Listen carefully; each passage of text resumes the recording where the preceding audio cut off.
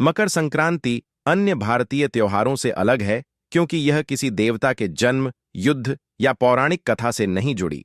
फिर भी इसे सबसे शुभ दिन और दान का सबसे बड़ा पर्व माना गया है। यह पर्व वास्तव में केवल धार्मिक आस्था से नहीं, बल्कि प्रकृति, विज्ञान, कृषि और जीवन दर्शन से भी गहराई से जुड़ा हुआ है। इसी दिन से सूर्य की उत्तर दिशा की यात्रा, जिसे उत्तरायण कहा जाता है, आरंभ होती है। मकर संक्रांति का गहरा संबंध प्रकृति और ऋतु परिवर्तन से है। इस समय शीत ऋतु अपने चरम पर होती है और इसके बाद धीरे धीरे गर्मी बढ़ने लगती है। दिन लंबे होने लगते हैं और रातें छोटी। यह परिवर्तन अंधकार से प्रकाश की ओर बढ़ने का प्रतीक है। यही कारण है कि मकर संक्रांति को नए आरंभ, ऊर्जा और सकारात्मकता का पर्व माना जाता है। यह मानव जीवन के लिए एक गहरा संकेत है कि हर अंधकार के बाद प्रकाश आता है। यह पर्व कृषि के दृष्टिकोण से भी अत्यंत महत्वपूर्ण है। भारत एक कृषि प्रधान देश है और इस समय रब्बी की फसल पककर तैयार होती है।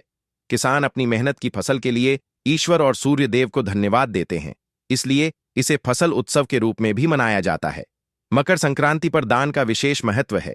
मान्यता है कि इस दिन किए गए शुभ कर्म कई गुना फल देते हैं।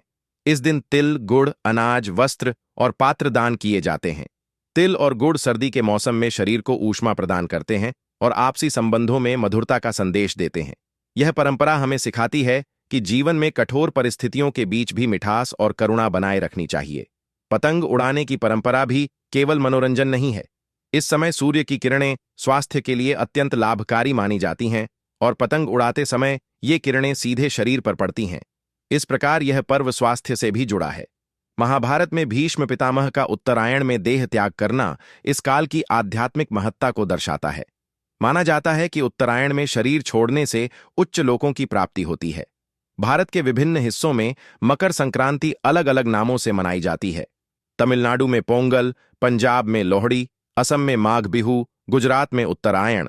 भले ही नाम और परंपराएं अलग हों, लेकिन भाव एक ही है, प्रकृति के प्रति कृतज्ञता और जीवन में आगे बढ़ने का संकल्प।